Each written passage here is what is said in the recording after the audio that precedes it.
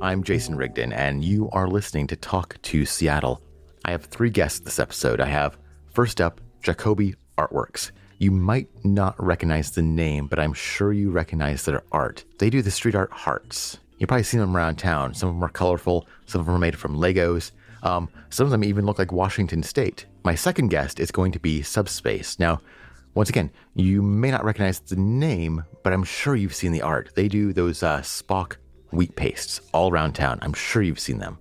And then my last guest is going to be the guy who's behind the therocket90s page on Instagram. They have a huge collection of old issues of The Rocket, and they've been so cool. They've been taking pictures of those old issues from the 90s, the ads, the show listings, and even some of the articles, and posting them on Instagram. It's been quite a nostalgic trip for many of us. But first, I just want to remind you that if you like this show and you want to help it out, if you want to help me out, help the show in general out, would you please just tell a friend? Word of mouth is how most people discover new podcasts. So you'll probably be helping people discover something totally new they didn't even know existed, and they'll probably be quite happy. So if you want to support this show, please just tell a friend about Talk to Seattle.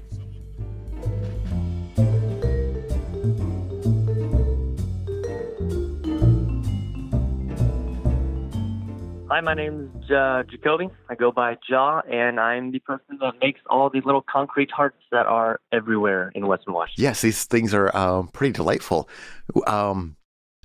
So how would you describe them? They're not just hearts. Well, they're all basically in a heart shape with the exception of the Washington States that I make, and they're all made out of concrete. There's 2 different varieties that I make. I make a sort of a Lego-themed one where it's actually an original Lego heart that I made that I then make silicone molds out of. And then I just pour the concrete hearts out of that silicone mold. So there's the Lego version, and then there's also a smooth hearts version that I created because I wanted to start to be able to paint on them just to, just make them a little bit more interesting than just the plain colored Lego hearts.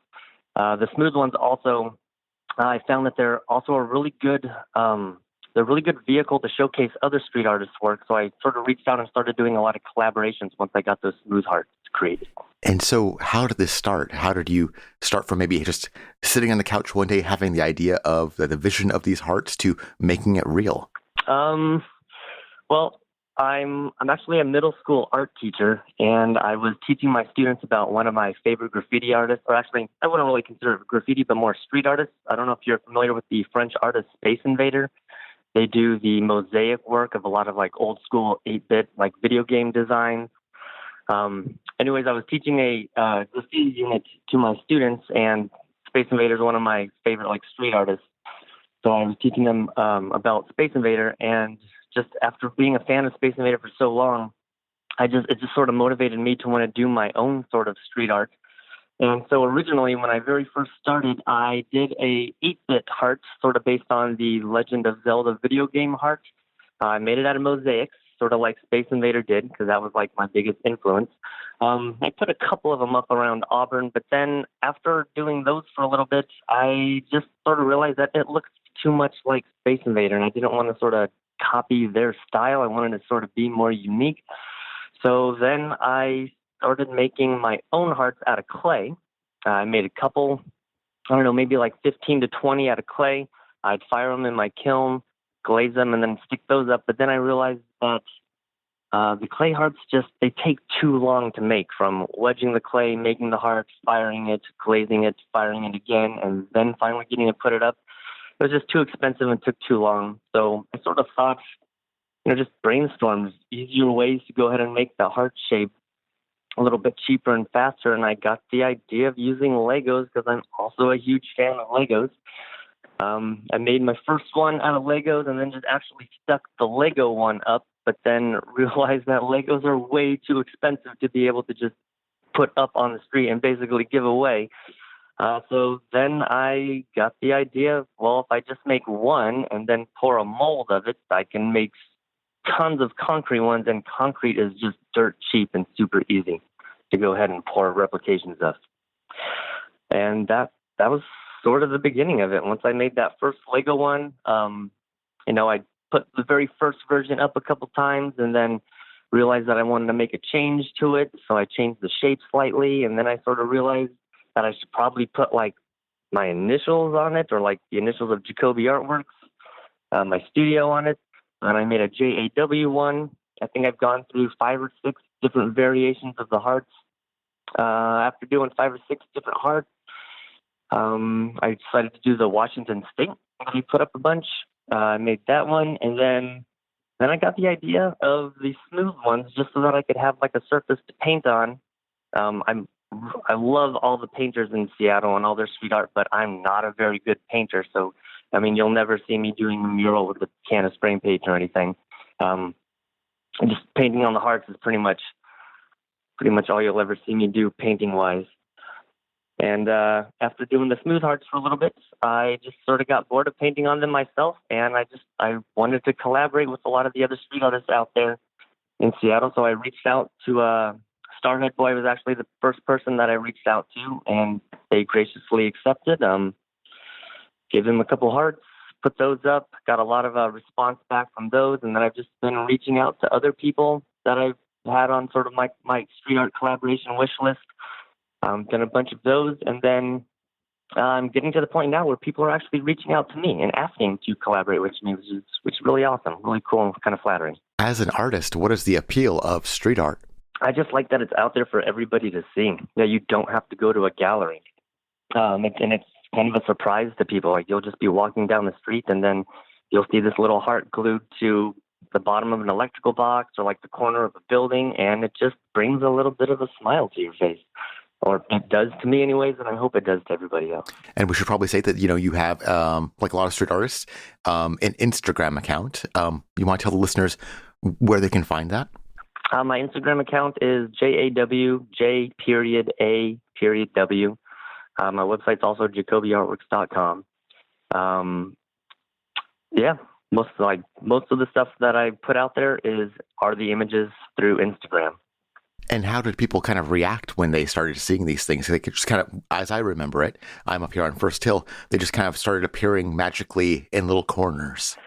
Well, I put them up probably 2 or 3 years before I signed up for an Instagram. I'm not a very computer literate person. I don't like a lot of computer stuff. Social media wise, it's pretty much just Instagram for me. And I pretty much just use Instagram as a tool to sort of document my work and all the hearts that I've put up. I'd never really started it with the intention of getting a lot of notoriety from people, but that's sort of what's happening over the course of the last couple of years. Has anybody, a passerby seen you displaying one of these hearts? At first, not really. At first, I was kind of scared to put them up, and I would get up at like 4 o'clock in the morning and either drive up to Seattle and do it, or I would just walk around Auburn or near my house. Then I sort of got tired of getting up so early all the time, and so I'd start to go out a little later, and people see me. They put them up. Or they see me put them up. Sometimes they will come up and like say something to me, and I'll sort of make it look like I was just taking the picture, that I'm just an admirer of the heart. I've had a couple of people ask me, "Are you the person that puts these up?" And I'm like, "No, I'm just the person who likes to take pictures of them. I think they're really cool." Nobody's really ever confronted me, and I've actually told them that it was me who was doing it. I kind of always play it off as I'm just a passerby, and I just like them too. Yeah, like a secret identity. Yeah. So you've been doing this, you said, for several years. Kind of, what's the motivation to keep on doing it? Oh, it's fun. It's just fun. I do it just because I like going out there. I get a rush walking around when I got glue on the back of one, and then I find the good spot and I stick it down, like make sure nobody's watching me, or maybe somebody is watching me, and I just do it anyways. And it's just the fun. It's the game of it, of sticking them up, finding cool spots, taking the pictures, throwing them on Instagram, and just getting the interactions. But I will have to say one of my favorite things that has occurred from me doing this is just the amount of interaction from me to other artists and from other artists back to me that I've had on Instagram. I've met some really cool people, just had some awesome conversations, done some amazing collaboration. It's just the art community that it's sort of built on Instagram through me doing this is has probably been the biggest reward from doing it so far. It's awesome meeting so many other artists. And do you have any opinions about people that might be trying to keep the hearts? I've seen several where people had tried breaking it off, but they couldn't. I assume some people have been successful. Yeah, it's all part of the game. I know that when I put them up, some people are going to try to pick them off. Once the adhesive I use, though, cures, like the hearts don't ever come off in one piece. So it's pretty easy to see which ones had cured first, because you'll just see a corner or the bottom of the heart broken off.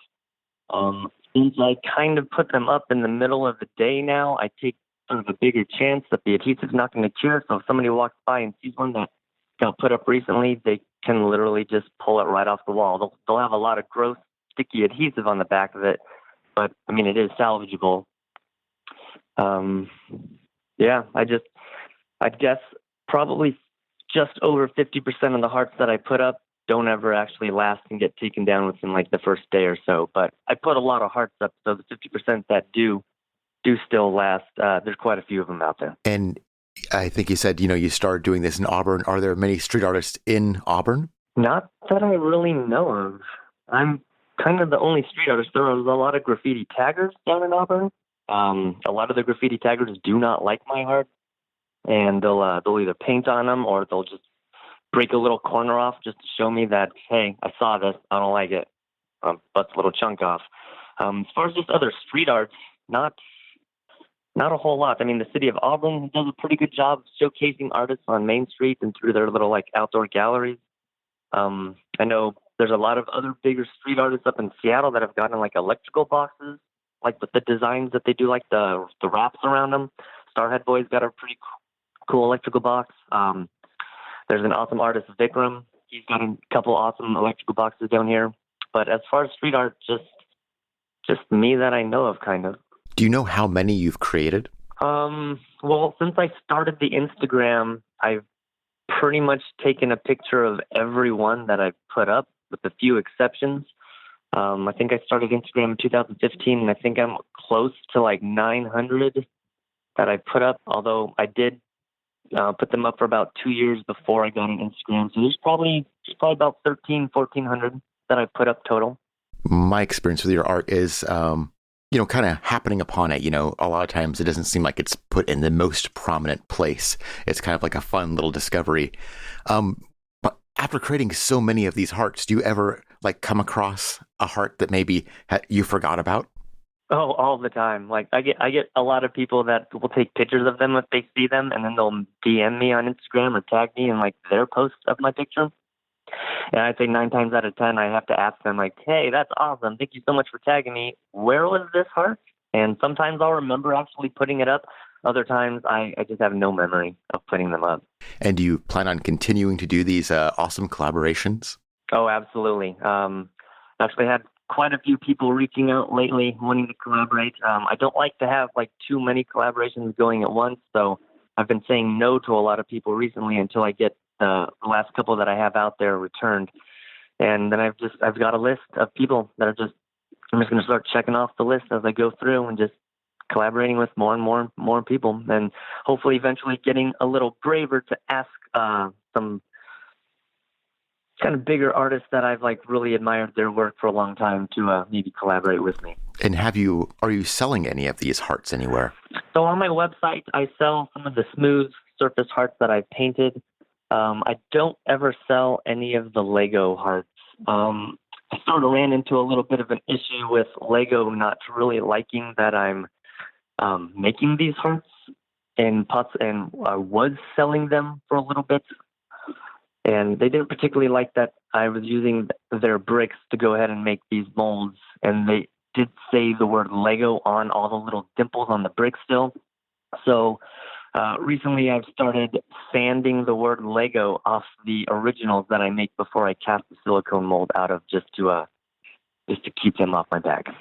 You need the J.A.W. to be raised letters on it, maybe. The J.A.W.? Yeah, like on the Lego, instead of saying Lego, it could just have the initials. It's a terrible idea. Don't worry about it. Oh man, yeah. I don't know how I would get that to be made, but that would be absolutely fantastic. So, if people want to learn more about you and your work, where should they go? Basically just follow me on Instagram. That's where I make most of the updates. And then if there's anything that anybody's just gotta have just as a souvenir or just as a piece of my art that they want to add to their collection, just JacobiArtworks.com. Well, thank you so much for your time today. And thank you so much for this art, especially in, the last year. Walking in the streets and finding these hearts has been just a really delightful experience. And I really, really want to thank you for it. Oh, thank you very much, Jason, for having me on. I really appreciate it. Now, keep making the hearts, man. They're not going anywhere.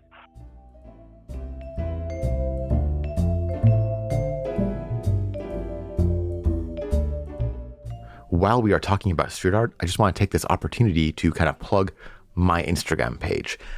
As I go around town taking my walks, I keep an eye out for street art.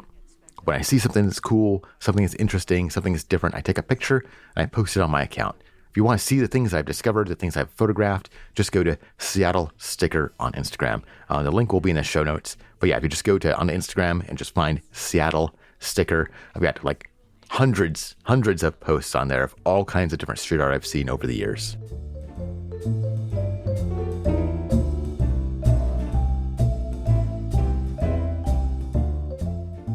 My name is SubSpace. I work predominantly in Seattle. Just basically wheat paste and stickers. It's kind of just a graphic exploration for myself, as well as sometimes like to just put up things, kind of put my own take on the kind of cultural conversations that are happening and going on. Oh, and I kind of take my style. Growing up, I was really into sci-fi. I actually still am, and just kind of love the kind of style and graphics behind a lot of the science fiction that you see. So a lot of my take on it is looking to the past, but that stuff is kind of retro science fiction. So it actually looks to the future in a way of looking to the past. And would you consider yourself a street artist? Yeah, I take street artists can mean a very, very different things. And that's what I love about street art is that it's not, you can't really fit it into one container. So yeah, I think I take on that moniker and I'm fine with that just because it's such a broad, there's just so many different artists. It's just great. Yeah, I mean, it seems like it speaks more to almost the primary venue of the art as opposed to either the medium or the style. Yeah, absolutely. It's more of location based than you have to fit into some sort of box. So that's what I love about street art. Yeah, could you tell me a little bit more about kind of what drove you into kind of doing this street art, this kind of public art that's like in the community and stuff that people see every single day? Yeah, for my daytime job, I do a lot of graphics in kind of the built environment, and which I love and enjoy. But when you're working for a client, there's only so far you can go with that. And I've always been interested in graphics and want to express that and kind of play around with that. And so this was able to take me beyond my day job a little bit and have fun and me fully control the content and the expression of it. And if you're trying to describe your art to someone, how would you go about that? How would you kind of summarize it, if it's possible? Yeah, it's a hard thing. It's I think it's just my exploration of my nostalgia of the past, of the past science fiction, but so that's kind of looking forward, but just kind of using that as kind of the medium or the expression, and then just kind of exploring some concepts or just graphic ideas. And what medium are you using to create these pieces of art? I guess the medium usually is wheat paste or stickers. Mostly I'm a digital artist, so most of my stuff is within Photoshop and Illustrator. So it's actually kind of a way to expand my my digital skills, outside of work. Yeah. Could you talk about? It seems like you have a great love of Leonard Nimoy. Yeah. I kind of grew up with Star Trek: The Next Generation, as well as Star Trek. And actually, there was a guy growing up who looked a lot like Leonard Nimoy. Nimoy. And so for me, there's some nostalgia there that always reminds me of this person I grew up with, and just the idea of kind of logical, being the idea of logic and logic will kind of move us forward and progress us, which I thought, I started this in 2019. So, with the Trump administration, I felt like logic needed to be injected more into the, to the political landscape. So, and to the culture. And so I think that was one of the ideas, just grasping on that idea of logic and the idea that, logic can move us forward, and just a progressive idea of it. So I think that's kind of why I fell in love with the idea of Spock. And I think, I don't know if that's where, I think when I initially started, I was looking at commercial wheat paste, just all the commercial, the advertisements you see out there on a day-to-day, on streets, on abandoned buildings and whatnot. And I initially wanted to kind of start a conversation with the idea of how many commercial advertisements invade our life. And so one idea was like, oh, I'm gonna put someone's face on these commercial wheat pastes, and just Spock came to mind as something that was very iconic and kind of would be out of place. And so I think that's kind of, it grew from that seed, and then just kind of took off from there. I'm always amazed at how well you match the face with the body on the advertisement. How much work does that take to for the preparation to make that look so good? Yeah, it's kind of like I go out, I'll take pictures and just kind of get some sort of measurement. I'll either put a ruler or something in the photo, so I kind of have a general idea of how big it is, and then take that picture, jump into Photoshop, and then kind of play with it and try to match the color and stuff like that. As well as, printers always print differently, and you photograph depending on the light, it's not always right. So there's a little back and forth process of kind of going out there, printing something, and then kind of going back and seeing if it's right or not. So yeah, there's a little process involved, but it's fun. I enjoy it. So this could be a sensitive question. You don't have to answer it. I understand kind of how street art works a little bit. So I've seen some of these ads. I think there was specifically I'm thinking of the beach body ads. Beach body, yeah. Yeah. And you did like a bunch of faces. Do you have like a team, or is it just you out there doing this? It's basically me. Usually I'll sometimes have one person help me, but basically it's me on my time off at night, going out there and doing that. Yeah, usually I have sometimes one person would help me, but lately it's just been me doing it. And one thing about your art that I've seen, some things like I was trying to find on your Instagram, the demilitarize the SPD. It doesn't seem like you are afraid of engaging in political content. What do you think about the place of art and kind of the political dialogue?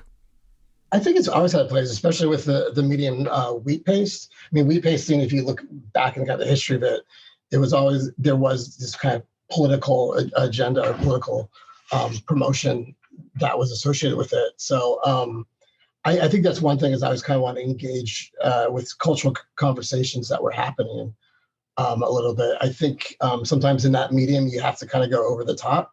So, I think some of my messagings are pretty intense, but it's there to kind of invoke a reaction.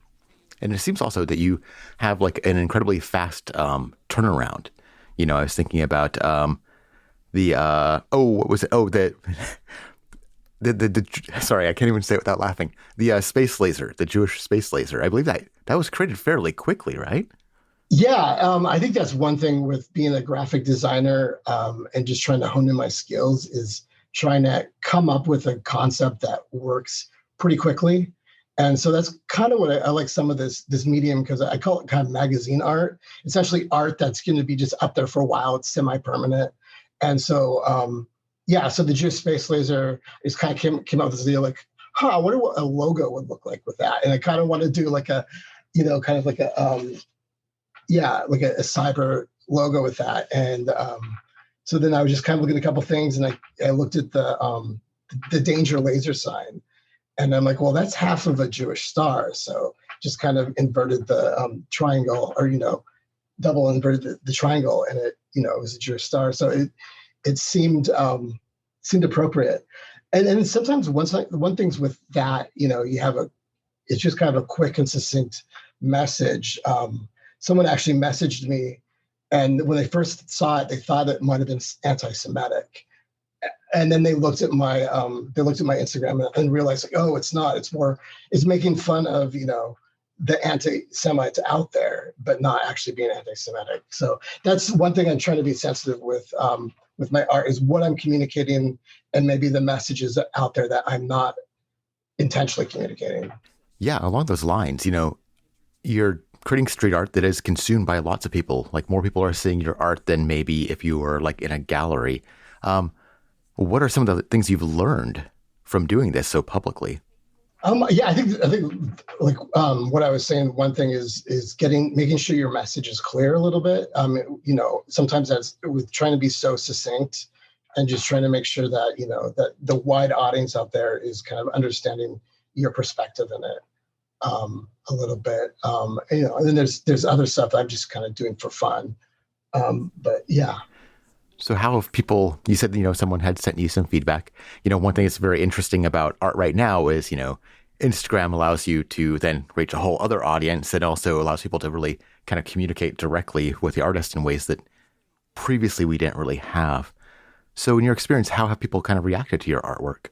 I think it's been mostly positive. I think sometimes the strangers picked up some of my stuff, and I've seen some of those comments, and there were some kind of glib comments on there. But I mean, when you're doing something in such a public venue, you kind of just have to let that roll off. But mostly it's been pretty positive. People are like, oh, you're the Spock guy. If I give the conversation and stuff like that. No, it's been pretty positive. And yeah, I kind of like that Instagram, because you kind of get that feedback, as well as reach a lot of larger audience. There was a wheat paste artist from Paris who actually looked me up and wanted to trade wheat paste. So I sent him some SubSpace wheat paste over to Paris, and then he's sending me some wheat paste that I can put up his work in Seattle, which is it's just this great community out there where you can propel your arts farther than you could actually reach it. And that's kind of what I like working today with Instagram and the digital realm. Yeah, I don't think that people, like I say, we walk past this art all the time, from graffiti to stickers to wheat paste, and not realizing that there's this whole kind of subculture behind it. And then even each kind of medium has its own little subculture, like you're talking about with being in contact with other wheat pasters out there. Were you already engaged in this kind of community, or have you been slowly kind of being enveloped by it? I think slowly enveloped by it, but I did know some artists out there. And so kind of that was interesting to know. But it seems like once you kind of become in that kind of community a little bit, you start to, interact with other artists. And it's a great community, because it feels, I mean, for the most part, very kind of supportive with each other, that it's not a competition. It's more of or sometimes a collaboration, or just, when you see someone else's work, you're like, wow, that was amazing. And you're excited for it. So yeah, I enjoy that kind of community aspect of it as well. And so I think you said you started this in 2019, was that right? Yeah. And so you had, a little bit of time to do it pre-pandemic. How did your art change after this whole craziness with the pandemic and just 2020 in general? Yeah, no, that was interesting. I think I think one thing is those commercial wheat paste posters. After the quarantine kind of hit hard, they weren't out there as much, so I didn't have that medium to work against so much. So I kind of had to look at wheat paste and some other avenues too. So there's that, and I think when you're putting them up, there's less people to distract you during the quarantine. So I can do them earlier in the evening or whatnot because of that. Yeah, and I think also the quarantine has given me some kind of material to work off of. Like I think my PPE and chill wheat paste I'm thinking of, as well as actually putting masks on Spock and just trying to kind of normalize the idea of wearing masks a little bit. So I'm at the position where I would like to see, so much more art in our community. Do you have any advice for someone that is maybe thinking about doing wheat pastes? You just have to start. I think I was always interested in wheat pastes for a while. And I kind of had this moment of almost thinking almost a near-death experience where I thought I was going to die. And after that, kind of had this new perspective, like I just have to go out and do it. Because before that, I was like, I don't know if I have an idea right. I don't know what I'm going to do. And so I always had an excuse of why not to do it. And the fact is, you just have to go out and do it. Even if it's not going to be the best work, you can't be precious with it. You just have to go out and start doing it. And that kind of act of just doing it propels it. I think that would be from my perspective is my advice is just, you have to start doing it. Yeah. Why do you think that we hold ourselves back so much when it comes to creativity? I mean, it seems like, you are a very creative person, but yet you still seem to feel this resistance. I think it's I think with me personally, it's this idea of everything has to be perfect before you can put it in front of other people. So, I think it's this idea of like, oh, it's not quite right yet. It's not quite, I have to wait until I get this. And I'm still, filling with this detail or whatnot. And I think that's kind of what I've just learned is like, nope, you're not always, there's always going to be something that you can add or subtract from something, to make it better. But there's a point where you're just like, this is good enough. I just need to, put this out there. So I think that just that innate perfectionism with artists of always trying to fill and always working, that you have to kind of fight against a little bit. Yeah. Do you have any techniques you use, or is it just a matter of being kind of maybe aware of that perfectionist tendency? I guess, what do you mean techniques? Like, sometimes people will tell you that they have like some kind of maybe an aphorism or some quote that they think about, or maybe they give themselves a time limit. I don't know if these things work at all, but I'm always very curious about it. Yeah, I think there's a little, I think for me, I think giving myself a time limit. Especially with some of the stuff that is like you were saying, like the Jewish space laser, it's going to be relevant for only, it's going to be only our collective conscious and relevant for just a few weeks, if that. And so there is this self-imposed time limit with some of that stuff. And with other stuff, I've been kind of aware with that. And I think another thing, I'm always working on 3 or 4 ideas. And if I get stuck in one of the ideas, I'll jump to another one. And if I get stuck with that one, I jump back and forth. So there's a little bit of that going on. Like right now, I have 3 or 4 ideas that I'm working on. And, I propel so far, get stuck, and then I'll jump on something else. And then I'll come back with fresh eyes and be able to kind of work through that block. So who are some of the artists that maybe you kind of draw inspiration from? I think it's obvious, but I think everybody, Banksy a little bit, just kind of, I think he broke some of the rules, or the first one to change some ideas and stuff like that out there. My name SubSpace comes from a couple ideas. One idea was the spacecraft, and I think that 10 years ago, whatnot, just seeing their stickers and kind of their arts movement always kind of inspired me. So I think SubSpace is a subtle nod to them. So I think I always find their stuff really, really interesting. I think French artist J.A.W, who just has these massive pictures of people, black and white people on just like over buildings and stuff. I thought his stuff was just amazing. Just kind of shows this humanity of people. There's this large scale. It's always impressive. And it's fun. It's also fun with this medium, trying to find your own voice where it's so diverse out there, and just trying to find your own voice within it, and what differentiates you from other people, or what commonalities do you find as well. Now, do you sell any of your art anywhere? I'm starting to do that. I do get people will hit me up on Instagram. I am also in the Mutiny Gallery in the Greenwood Collective, where I used to do some photography work there, but I'm kind of slowly morphing over into SubSpace at the Greenwood Collective, which has been tough lately just because our art walks haven't been going on during the pandemic. But I think once that lessens, I'm probably going to, start kind of doing prints. I think with my work, I'm still trying to figure out how to monetize that in a sense. I mean, not that I like to think that, but I think, I'll sell stickers as well as kind of some prints as well. Someone really likes my Spock on the Miley Cyrus one, so they wanted a print of that. So I was able to take a high-res photo of that and able to sell them a print for that. Yeah, so you're not opposed to selling your art. I think I've talked to a couple people who they kind of had a line where it's like, no, if I sell my art, that's like a betrayal. But it's kind of a tough line to draw.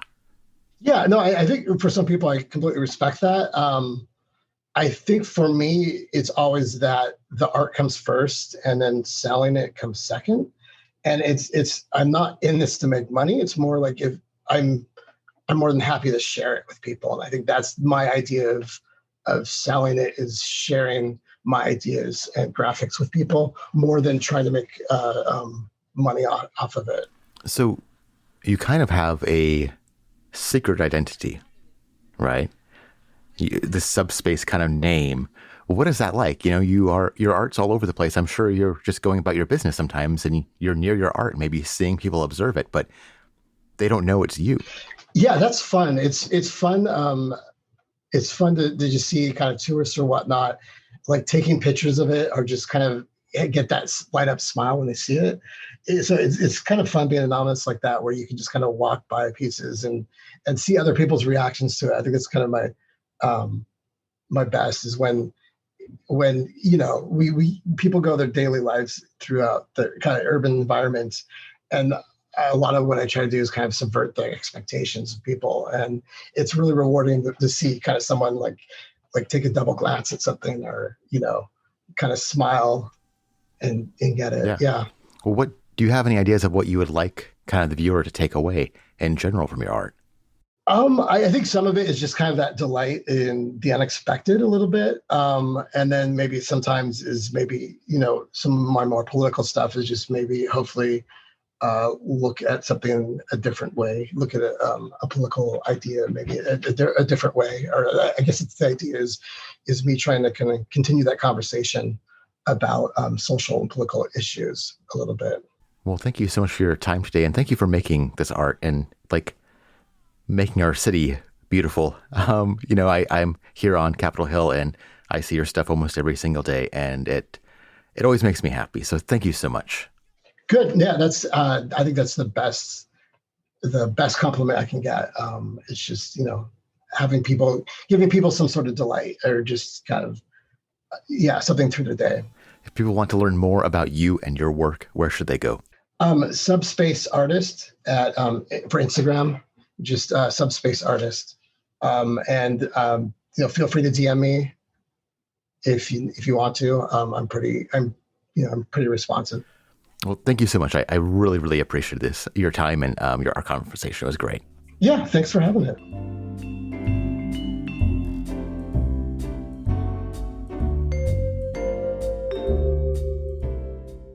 Do you know of a organization that's doing good work in the Seattle area? Do you know of some activists that are trying to fight for a worthy cause? Do you know of someone who's running for office that would like to share their story, to share their mission, to tell us why they're running? Talk to Seattle is an interview show, and as an interview show, it depends on having interesting guests to talk to. One simple thing you can do to help this show is to suggest guests. I'm looking for artists and activists and politicians that are willing to come on the show and share their message. So if you have any suggestions for guests, please just email jasonrigdon@gmail.com.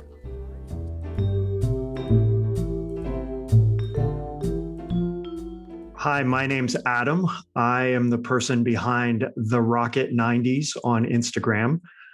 This was a pandemic project that I started because I was sitting on top of a big stack of rockets from the 1990s. And I felt like during the pandemic, during all of the lockdowns, we can't enjoy live music. We may be separate from some of the communities that we really loved and enjoyed. And the Rocket was a great way to revisit all those things and to try to bring people together and to appreciate the community that had been created in Seattle and the Pacific Northwest around the music community, particularly in the 1990s. Yeah, it's been seeing these posts has been really a blast from the past. How has it been kind of going through these back issues? It's been really fun for me on a number of levels. It's great just to relive some of this. I know it's a bit of a nostalgia trip, but I feel like we can give ourselves a little bit of leniency given everything going on in the world and given that there are not concerts out there right now that we can go and see.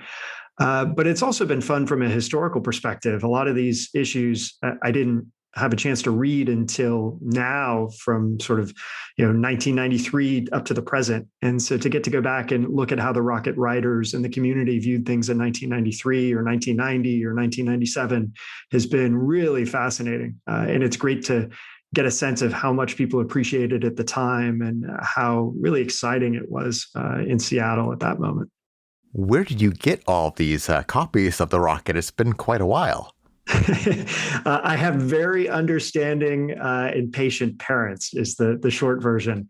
I actually am not from Seattle, my dirty little secret. I grew up in Northern California in the Bay Area, but like many people around the world, became a huge fan of the Northwest music community in the early 90s. And I talked my parents into getting me, when I was a young teenager, a subscription to the Rocket because I heard about it and it sounded like it was sort of the place covering the scene. So I got issues sent to me every 2 weeks, basically for most of the 90s, and stashed them all and put them under my bed at my parents' home. And they sat there for 20, 25 years. And recently my parents did a little remodel and said, get this stuff out of our house. And so I went and picked it up. And a couple months later, the pandemic hit. And I started looking through them and started figuring out if there was anything I could do with them. And this is what we ended up with. And I suppose we should maybe explain to the listeners who may be a little bit younger that don't know what the Rocket was. Could you tell them what the Rocket was? Yeah, the Rocket was a free biweekly magazine. It was originally monthly and then switched over to biweekly. That was essentially the Bible for the music community in Seattle and later in Portland when an issue expanded down there. You had a bunch of different stuff that got covered, but it was generally interviews with artists, features on new bands, and often bands that hadn't been signed or hadn't released a record yet. So really on the cutting edge. And then a huge listings section that would tell you everybody who was playing in the city, the different clubs, the different venues, and then record reviews, of course, of all the records that were coming out and the albums that were coming out. And it went through a number of different stages. In the 80s, it covered things nationally with somewhat of a Seattle bent. But then when Charles Cross took over in the late 80s and Seattle music really started bubbling up to the surface, it took on a much more local focus. And I would say throughout the 1990s, through the different stages of the scene at that point, it was really the go-to source for news. And it was also sort of, you made it when you were in the Rocket. It was a clear indicator for people who may have been clubbing around Seattle or had done a 7-inch or maybe even hadn't recorded anything yet, that they had arrived. Someone had recognized them. All this was occurring before the internet. The Rocket met its demise, unfortunately, just as the internet was sort of coming into prominence, probably not a coincidence. But it really was the only way to learn about a lot of these bands other than being in a club or hearing about it word of mouth. So for people around the community, it really became a central focal point. Yeah, for people, to give you an idea of maybe the 90s, there were many, many more venues in Seattle than there are now. So there was many more shows. And so, kind of a weekly endeavor for a lot of us was going through, the Rocket or the Strange or the Weekly, trying to look at the ads to see, what were you going to see Friday night? It was quite the experience. I suppose it was different for you because you weren't actually in the Seattle area. Yeah, these were all sort of mythical shows to me because I was just reading about them. Later on, I have friends in Seattle and I've spent a lot of time there and love the city. So I got to enjoy some of the clubs towards the back half of the 90s in person. But yeah, that's one of the things that just comes across in doing this project. There's an insane amount of music being played every single week. And these listings are for 2-week periods. And you look at them now, and it's sort of the bold-faced names, not only of the Seattle music community, but of sort of rock and roll and music in the world. And they're playing 3 nights a week in some of these clubs. So just seeing the quantity of amazing music that was coming out in the 90s in Seattle was really impressive, even to this day. Yeah, and what really gets me when I'm looking at your posts is I'm struck by ticket prices. It'd be like $5. Nowadays, like ticket prices are, even for small little local shows, can be pretty ridiculous. How low have you seen those prices go, other than maybe free shows? Oh, $1, $2. There's some shows where you bring a can of soup and you get in for free. Some really great offers, and I think indicative of the community-focused nature of it. That you had a lot of venues that were being run largely as the sort of basements and home show substitutes in Seattle, where they were gathering spaces, and maybe they had a bar that made a little bit of money, but the rent was cheap enough that you could really have these community spaces that became great hubs for the artistic community in Seattle. So you had this stack of 20-year-old magazines. How did the leap come, or how did it come about where you had the idea to make like an Instagram account around it? I saw Latent Print Records, which is a current Seattle record company that has done some re-releases from the 90s and some new releases from around that period. That account posted, I think, a Northwest Top 20 one day from a Rocket. And it was just awesome to see this sort of snapshot of here are the 20 most popular local releases from some week in 1995. And I just saw that and said, oh, this is great. And people seem to be reacting to it and enjoying it. I have 150 of these things in a box downstairs. What if I started posting some content from them? And I did a few sort of at the beginning where I posted different things, sort of getting a sense of what was popular, what wasn't. And it just took off. And I was blown away, actually. There were that many people interested and excited by it. And it just kind of grew from there. And what kind of decision-making goes into deciding, which parts of the newspaper or magazine to take a picture of and post? It's really fun. And it's a little bit of stolen valor on my part. I had some interaction with the music community. I was a freelance music writer for a while, but I never worked for the Rocket and I never was a musician in Seattle. But I now get to exercise a little bit of creative control, giving attention to my favorite bands or things that I think are particularly noteworthy or interesting in each issue when I choose it. I'd say big picture, I want to get a cross section. There was so much interesting stuff going on in Seattle, from the biggest bands to the people who never even released anything, to the classified ads in the back where people are searching for musicians to play with in their garage. And so I really want to capture the cross section of that scene. And I think that's part of what doesn't get appreciated from what was going on in Seattle at the time. There were a ton of women involved. Recognizing their contributions, I think, is huge, both as musicians, but also as writers or managers, people making the scene happen. And then just the diversity of the music. I mean, grunge is still a dirty word in some circles for good reason. That there's a lot of diverse music that was being created by just amazing musicians, amazing creative vision, and giving the full breadth of that attention within the Rocket, I think, is worthwhile. The Rocket caught a lot of criticism at the time for not covering enough and for not being broad enough. But even within the 4 corners of the Rocket page, you can see there's a ton going on. So you're going over these newspapers, almost 20 years later. What were some of the biggest surprises when you were first going through them? I was blown away by how obvious it was to some of the writers that people were going to be successes. And you see that time and time again with the bands that really resonated and have sort of stuck around as being historically significant. The Rocket writers nailed it. From the first 7-inch, they'd say, this person is going to be huge. This band is going to have sort of a major impact on the scene. And they wouldn't say that about everybody. They would bash some people. They would be lukewarm on some people, but they were really good at recognizing who the people were who were going to leave a mark. And so that surprised me. I also think I've just been blown away, like you said, by the amount of music that was going on. If you look at the period from maybe 1990 through 1995, 96, there are probably 7 or 8 clubs just in Seattle alone that are putting on music 6 nights a week with really high quality local bands with a mix of national touring acts thrown in. And you literally could spend 7 nights a week out seeing amazing live bands.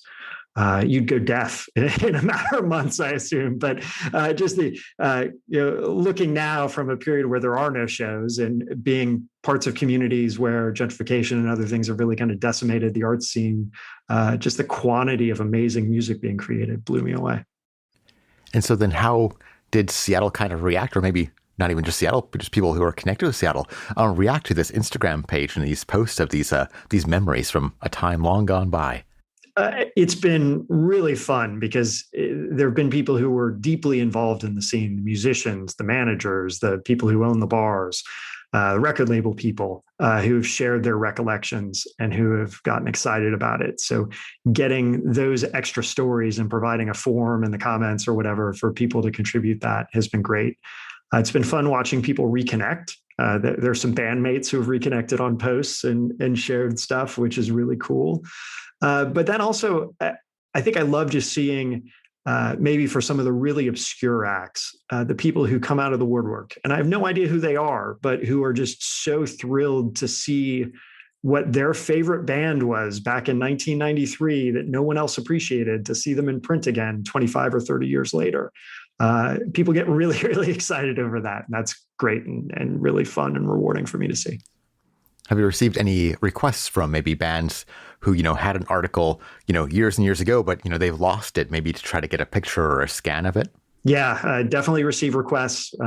Very happy to provide those to bands. I think my favorite one, I forget the name of the band, but there was a woman who met her husband actually when he was in a touring band that came through a club, and they ended up getting married later on. And for his or their anniversary, she asked if I could take a screenshot or scan of the listing for the night when they met first in that club. And I sent that over. So it was just a wonderful story, wonderful thing to be a part of. So people probably have told you, I don't know, maybe, do you think you have the largest collection of copies of The Rocket? I don't know. There are 2 other major collections that I know of. There's one that was donated. I forget the name of the museum. It's there at the bottom of Lake Union, the Paul Allen Museum. Oh, could the bottom of Lake Union could be a Mohi or the Experience Music Project or whatever it's called now? It's not EMP. It's not Mopop. It's the other one. Or Mohi, the Museum of History and Industry? Yes, I think that's it. I think they're sitting on a collection that sounds like it's pretty good through the 80s, and it has some big chunks in the 90s that my collection actually fills in. So between the 2 of us, I think we're pretty comprehensive. And then Charles Cross had a big collection, obviously as the editor-in-chief for most of The Rocket's life. But I think he donated it to the University of Washington. So my guess is that's probably the most complete one. But I don't know to what extent UW makes it available. So I have to ask, have any kind of younger folks reached out to you and asking you questions about this kind of time period, assuming maybe you are an expert about it? Yeah, I have gotten some questions from younger people, and I'm by no means an expert. I'm just a super fan at this point. But it's great to see them interested. I think historically, The Rocket touches a couple of different points. Obviously, the music that's being created is amazing. I think from a journalism perspective, the last sort of gasp of pre-internet community journalism is historically significant, and the way that it interacts with communities, and The Rocket's an amazing example of that. And then just the art and design and photography in The Rocket. You have people who went on to be world famous photographers, world famous graphic artists, doing really creative, cutting edge stuff in this magazine. And it was sort of small enough that they had the freedom to do whatever they want. So getting to see their work and admire that has been cool. And I've had some people reach out on that front as well. So has this kind of made you want to dip into, I suppose, older music that maybe you haven't listened to in a long time? Definitely. That's been one of the rewards for this. I'll read a review and I'll say, oh, it's been 20 years since I listened to that record. I should go back and listen to it. And some of them have shown their age, but some of them are as great and as exciting as the day I listened to them first time. So how long do you think you'll continue kind of doing this, posting these clips? The way I'm going right now, I'm locked down like a lot of other people. So I'm sitting at home. So I'm basically doing a batch of posts a day. And each issue takes up about 2 days right now. I probably have enough rockets to keep going through the rest of 2021. I'm trying to fill in a couple gaps in my collection. So if you have any rockets that you're looking to unload, please reach out. Let me know. Not many gaps, but definitely trying to fill in a few. So my guess is I probably got about a year's worth of stuff left to go if people remain interested. Is there anything that I should have asked you that maybe I missed? I guess the overwhelming impression that I'm left with from this project is just an appreciation for the uniqueness of what Seattle created during this time period, but also an appreciation for how it's managed to survive. Like I said, I'm a Californian who loves Seattle, but I didn't move up there. One of the few that didn't move up and raise your real estate prices. But I have an appreciation for how Seattle's handled its arts differently than the Bay Area and San Francisco, because I've seen our music community really get gutted. And I know that Seattle has a lot of struggles, but seeing the efforts that are being made there to keep the music a vital part of the community and bring the next generation into it and show them that you can have a life as a creative person being part of the music community.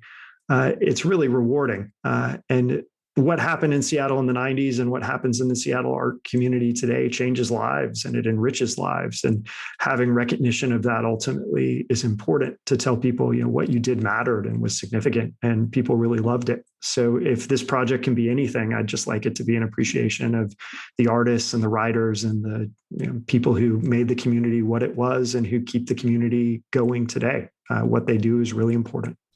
Well, thank you so much for your time today. And thank you for doing this project. I mean, this really brought back so many memories for me. And I know for so many other people. So thank you so much.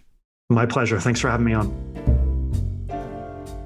You've been listening to Talk to Seattle, and I have been your host, Jason Rigdon. For more information about this podcast, please just visit talktoseattle.com. Our theme music was Lobby Time by Kevin MacLeod and is used under the filmmusic.io standard license.